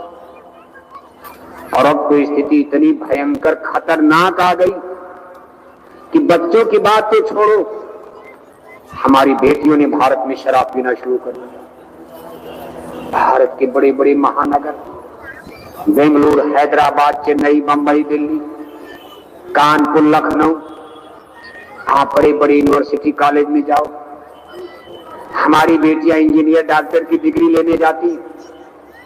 माँ बाप के चोरी चोरी, माँ बाप तो मथुरा में है, बेटी 2000 किलोमीटर दूर बंगलौर चली गई। माँ बाप की चोरी चोरी वहां के बड़े बड़े होटल वार क्लब में ये बेटियां 11-11 बजे रात तक दारू पी रही हैं। किसी जाने अनजाने के हाथ में हाथ डालकर ये वहां आधी रात तक नंगा नाच नाचती हैं। तब तक इनको बहलाकर फुसलाकर धोखा देकर कोई लेकर के जंगल भाग जाता है। बूढ़े माँ बाप को गांव में पता चलता बेटी यूनिवर्सिटी से गायब हो गई। बूढ़े माँ बाप चारपाई पकड़ लेते, बुढ़ापे में आंसू बहाते। पुलिस को पता चलती, पुलिस खोज रही, घर परिवार के लोग खोज रहे, बेटियां मिलती नहीं है। 6 महीने के बाद बेटी की कटी पटी मुर्दा लाश दिल्ली की सड़क पर, जहां भारत की सबसे बड़ी सुपर पावर प्रधानमंत्री राष्ट्रपति 17 लाख की मिलिट्री पावर लेकर बैठे हैं, वहां भारत की बेटियों की कटी पटी मुर्दा लाश मिलती है। कहीं जंगल में, कहीं सड़क के किनारे बेटियों की मरी हुई मुर्दा लाश पाई जाती है। कभी आप इस पर विचार करते हो कहां जा रहा भारत? और आप नारा लगाते राम राज आ रहा है। ये कौन सा आपका राम राज? रामायण का राम राज है? ये भगवान राम का राम राज्य है? ना ना ना, धोखा है। देश की जनता ने राम को नहीं छोड़ा, देश की जनता कभी राम को नहीं छोड़ पाएगी। इसके जीवन में, मरण में राम ही राम है। भारत में बच्चा घर में पैदा होता, भाई राम प्रभु की कृपा है। घर में नाती पोता पैदा हो गया, दादा दादी कहते भाई लड्डू खाओ, राम प्रभु की कृपा, नाती पैदा हो गया, राम राम बोलो। घर के बाहर निकले, कोई रिश्तेदार मिल गया, दोस्त, अरे भाई जय राम जी की जय, सीताराम, यही तो बोला जाता है। जय राम, सीताराम, राधे श्याम। कोई घर में खुशहाली आ गई, राम राम बोलो।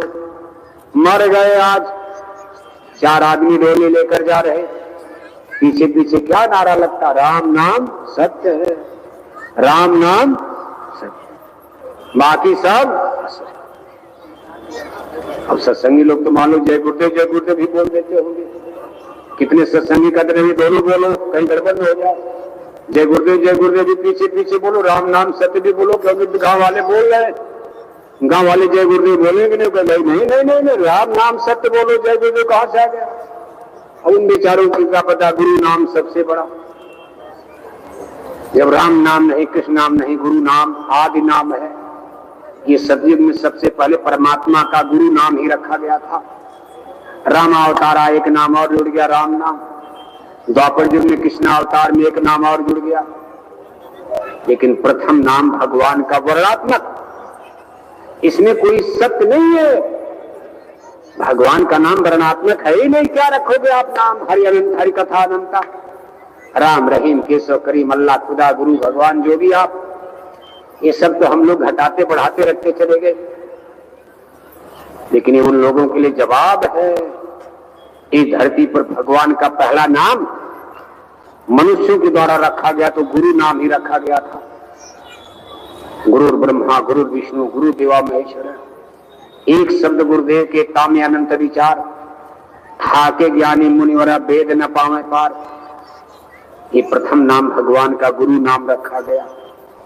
उसके बाद भगवान का नाम जैसे तमाम पीर पैगंबर औलिया महात्मा जन्म लेते गए, जोड़ते गए, जोड़ते गए, और सब नाम में वही बात, ताकत काम एक है। आपने बाजार से मोबाइल खरीद लिया, अपने मन से कोई नंबर डाल दिया, घंटी बजाते रहो, हलो हलो नहीं आएगा। आप अपने मन से कोई नंबर डाल दो, आवाज लगाओगे, कोई बोलेगा।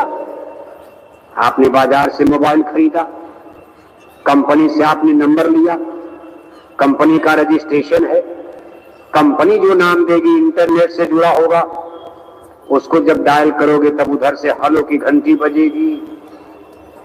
इसी तरह से भगवान का नाम सब लोग नहीं रखते हैं। भगवान को पहले बताना पड़ता कि प्रभु, हम मृत्यु लोक में आपका मोबाइल नंबर जारी करने जा रहे हैं, ये नंबर जब आपके पास आवे, घंटी बजे तो बोल देना आप। तो परमात्मा की तरफ से हुक्म होता, ठीक है जारी कर दो। ऑफिस में रजिस्ट्रेशन हो गया, किसकी ऑफिस में? भगवान की। कि मृत्यु लोक में कोई भी जीव अगर हमको अल्लाह नाम से बुलाएगा, घंटी यहां बजाना हम बोलेंगे, समय आने पर मोबाइल पुरानी, अल्लाह नाम खत्म है। कभी देखो अब तो गार्ड नाम रख दिया गया, हम इस नाम से बोलेंगे।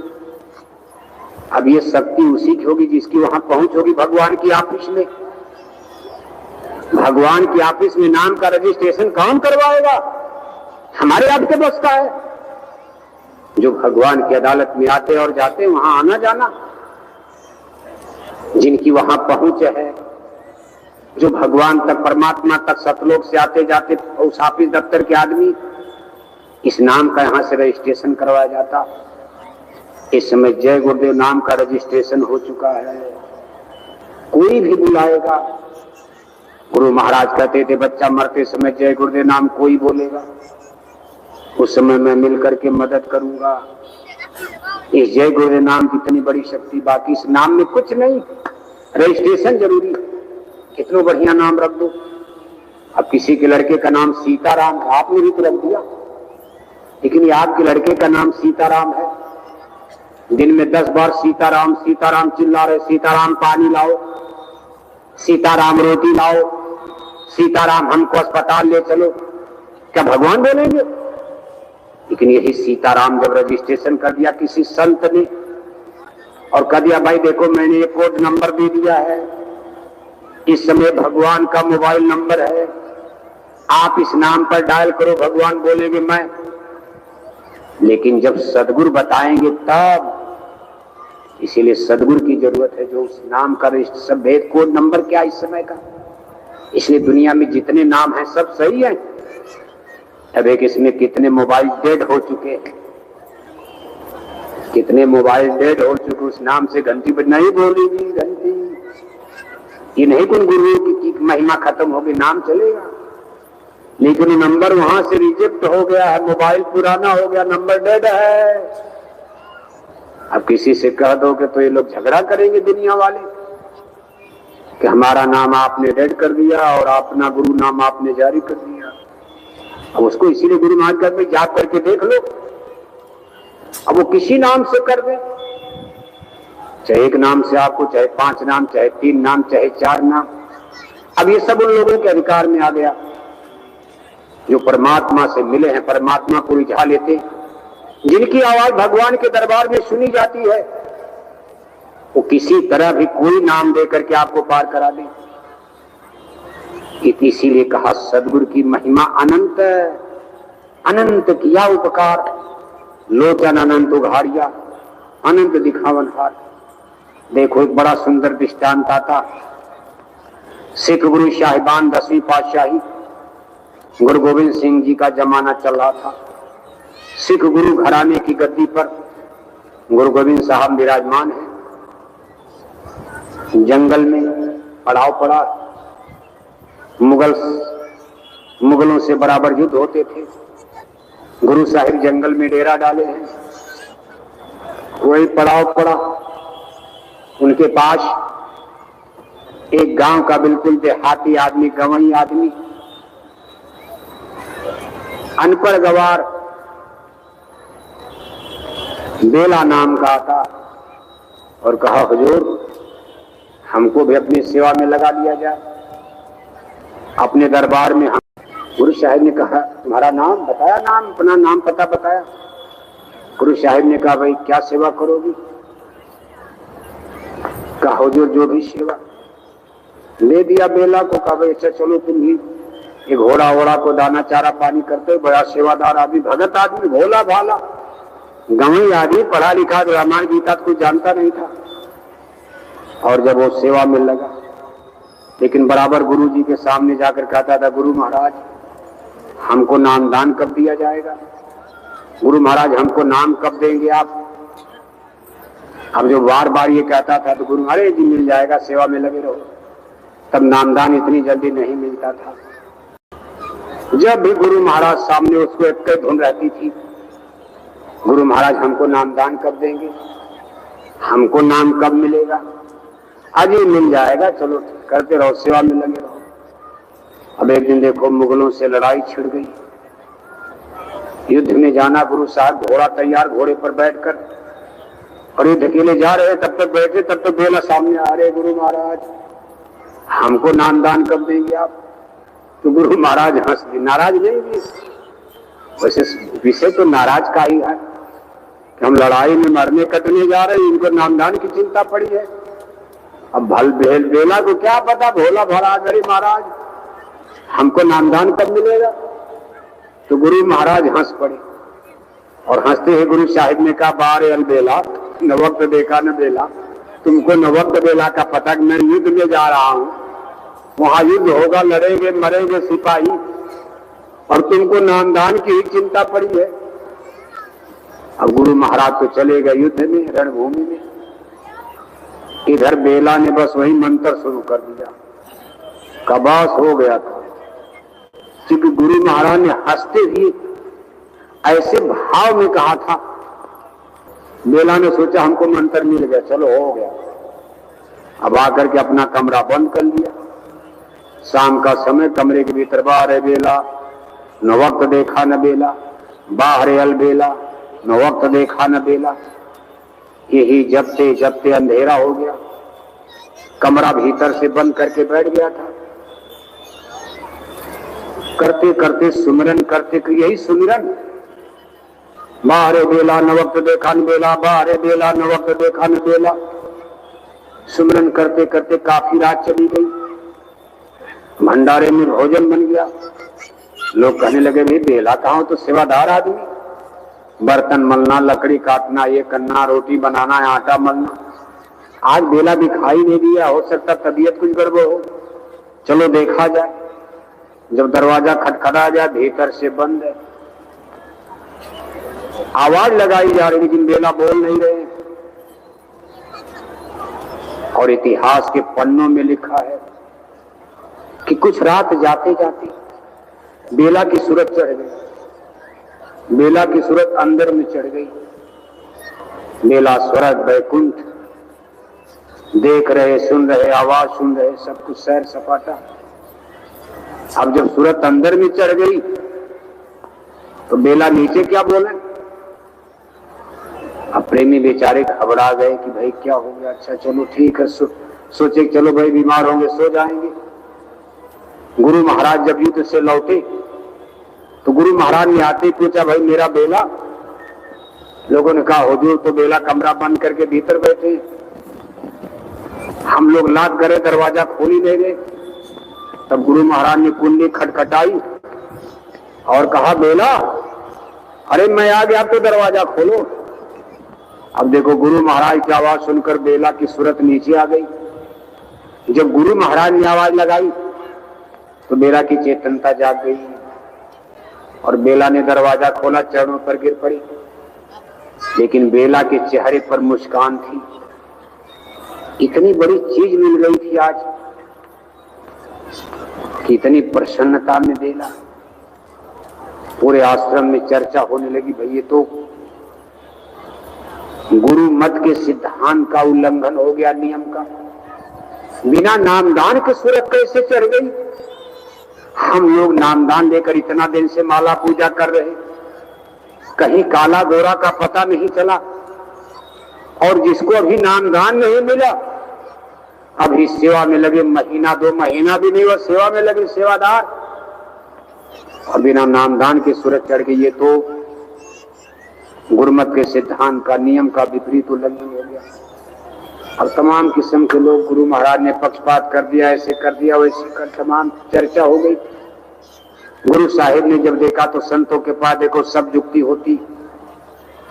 उन्होंने आश्रम के बड़े बड़े जिम्मेदार लोगों को अपने बुलाया, सेवादारों को, बड़े बड़े लोगों को, सील बट्टा मंगाकर उस पर भांग पिछवाई, एक घड़े में घोल करके उसका शरबत बनवाया।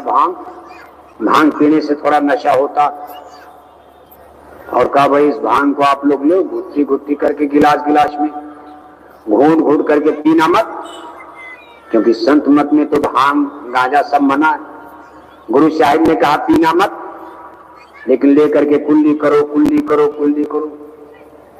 अब घड़े की घड़े भांग लेकर लोगों ने कुल्ली किया, घड़े की घड़े भांग खत्म हो गई। गुरु महाराज ने कहा, अच्छा बताओ तुम पर कुछ नशा चढ़ा? लोगों ने कहा नहीं गुरु महाराज, नशा तो नहीं चढ़ा। कहा क्यों? अरे कहा हम लोगों ने इसको पिया तो नहीं, मुंह में डाल के कुल्ली कर दिया, बाहर फेंक दिया। अगर अंदर पीते पेट मिले तब तो नशा चढ़ता। तो गुरु महाराज ने समझाया, ये नाम जिसका मन पवित्र होता, भाव उज्जवल होता, पवित्र होता, उसके अंदर ये नाम अंतर में धर जाता, असर कर जाता। ये बहुत पवित्र आत्मा है बेला। इसने श्रद्धा भाव से जो ही जप लिया गुरु का मंत्र, मूलम गुरु वाक्यम। यहाँ देखो ये चीज बड़ी महत्वपूर्ण लिखी गई। का ध्यान मूलम गुरु मूर्ति, पूजा मूलम गुरु पदम, मंत्र मूलम गुरु वाक्यम, मोक्ष मूलम गुरु कृपा। कहा गुरु के वचन ही महामंत्र होते हैं। गुरु जो भी कह दे उसका आप जाप करो, उस कमाई करो, उस रास्ते पर चलो, ये महामंत्र बन जाएगा। सदगुरु कहे करो तुम सोई, मन के कहे करो मत कोई। गुरु महाराज ने कहा मेरे मुखारबिंद से निकली वाणी आज बेला के लिए महामंत्र बन गई, क्योंकि बेला की आत्मा बड़ी पवित्र है, मन बड़ा शुद्ध है। आप लोग रोज माला पूजा कर, लेकिन अंदर नहीं जाता है। आपका ध्यान अंदर जाता ही नहीं, बार बार भटकते हो। और बेला ने लोभ और मोह से, ममता से हट करके अंदर में बेला की सूरत इसलिए चढ़ गई, मन ने साथ दे दिया। कहने का मतलब यह है कि सदगुरु की इतनी बड़ी हस्ती ताकत है कि बाहर के नाम उनका मतलब कुछ नहीं होता। मंत्र मूलम गुरु वाक्यम, जो सदगुरु के वचन का पालन कर दे उसका कल्याण हो जाएगा। माला पूजा तो एक बहाना बनता, बिना मेहर गुरु कुछ नहीं होगा। सुन प्यारे तू कर भक्ति, बिन गुरु भक्ति शब्द में पस्ती। सो मानस तू मूर्ख जान, शब्द खुलेगा गुरु मेहर से। खींचे सूरज गुरु बलवान। कहा जो लोग सोचते हम शब्द कमाई करके नाम सूरज चढ़ा लेंगे, ध्यान भजन का, वो मूर्ख है, बुद्धू है, पागल है। अरे शब्द खुलेगा गुरु मेहर से। जब तक गुरु मेहर नहीं हुई, कितनो आप कमाई करो कुछ नहीं होना। उनकी मेहर मुक्त तू पावे, जो उनको प्रसन्न करावे। जो गुरु को प्रसन्न कर लेगा उनकी मेहर पा जाएगा मुफ्त में। और जब गुरु की मेहर मिल गई, दया मिल गई, सबद खुलेगा गुरु मेहर से। इसलिए आप गुरु को खुश करने के लिए दरबार में हाजिरी, सेवा, सेवा पर जोर दो। सेवाएं जो भी आपकी हो, तन की सेवा, धन की सेवा, ये भक्ति में आती। देखो अब दिन डूबने जा रहा। बोलो जय गुरुदेव, जय गुरुदेव। देखो प्रेमी भाई बहनों, कल गुरु पूर्णिमा का यानी मुख्य तिथि तारीख है, यानी 21 जुलाई मुख्य तिथि तारीख है। प्रातः काल अमृत बेला में 6 बजे पूज्य महाराज जी का इसी मंच से आपको दर्शन मिलेगा, उनका सत्संग सुनने को मिलेगा और नए लोगों को नामदान, गुरु दीक्षा, गुरु मंत्र भी कल प्रदान होगा। बहुत महत्वपूर्ण दिन है कल आपके लिए। सब लोग समय से, जिन लोगों को नामदान लेना है, देखो ठंडी तो है नहीं, थोड़ा स्नान कर लेना। अगर सर्दी जुकाम बुखार है मान लो, तो बस कपड़े बदल लेना, शरीर को थोड़ा पोंछ के नहाना मत, थोड़ा सा कपड़े को पोंछ करके बदल लेना। बहुत बड़ी चीज मिलने जा रही, तो जीवन का सौभाग्य है। और चूंकि मंदिर में पूजा भी चलेगी रात से, तो मंदिर में जब पूजा करने जाओ कपड़ा बदल लिया करो। आप हो सके तो डालो, कोई बीमारी है, बुखार है, तो थोड़ा सा गर्म पानी या कपड़ा में पानी में भिगोकर शरीर को पोंछ लिया पसीना, और कपड़ा बदल लो, चाहे पुराना ही कपड़ा, लेकिन बदल लिया करो। आप फाटे पुराने से मतलब नहीं, कपड़ा साफ होना चाहिए, धोया है, बस कपड़ा बदल के पूजा चलेगी मंदिर में। दया दुआ प्रसाद, बरकत की प्रसाद अभी रात में ही पूजा प्रारंभ हो जाएगी। जो लोग हो आप धीरे धीरे लेना, भगदड़ नहीं। और जो लोग अभी रात में आ रहे हैं, कल आएंगे, परसों आएंगे, ये लगातार पूजा मंदिर के देवता से दया दुआ बरकत की प्रसाद देखो बढ़ती रहेगी, पूजा होती रहेगी। लोग क्रम से धीरे धीरे करेंगे। दिल्ली संगत के जिम्मेदार लोगों को ड्यूटी दी गई है, वो लोग देखो मेहनत से लगे हुए हैं। सब लोग अनुशासन का पालन करना, शासन प्रशासन के अधिकारी कर्मचारी यहाँ सब लोग ड्यूटी पर हैं। जैसा सबका निर्देश, सबका पालन करते हुए आप सत्संग और पूजा में भाग लेना। कोई भगदड़ नहीं, धक्का मुक्की नहीं, अपने अपने सामान को बचा कर रखना। इतनी बड़ी भीड़ में तमाम किस्म के लोग आ सकते हैं। बोलो जय गुरुदेव, जय गुरुदेव। सेवा देखो रजिस्टर में भी और झोली में भी, ये 2 सेवा इस समय मैदान में चल रही है। दोनों सेवाएं देकर ही आप जाइएगा। झोली को खोज कर, रजिस्टर को खोज कर सेवा देनी चाहिए। प्यासा कुएं के पास जाता है, कुआं आपके पास नहीं आएगा। ये गुरु महाराज की वरदानी झोली है, अपने प्यारे सदगुरु की वरदानी झोली है। देते रहोगे, सेवाएं मिलती रहेगी, दुआएं। गुरु महाराज कहते थे, बच्चा मेरे नाम पर अगर कोई 1 गिलास पानी भी दान करता है, तो मैं बदले में 10 गिलास उसको दूध देता हूं, पानी का दूध बनाकर, और 1 गिलास का 10 गिलास 10 गुना बनाकर वापस करता हूं। जहां इतनी बड़ी दया दुआ बरकत मिल रही हो, हमको आपको इसका लाभ फायदा लेना चाहिए। बोलो जय गुरुदेव, जय गुरुदेव। ये तो कल प्रातः काल तैयार होकर के झंडे के साथ, सबके हाथ में जय गुरुदेव नाम का झंडा लेकर के आप इस मैदान में कल प्रातः काल आएंगे पूज्य महाराज जी के सत्संग में। अब आप अपने अपने डेरे रावती में जा सकते, थोड़ा भजन करना।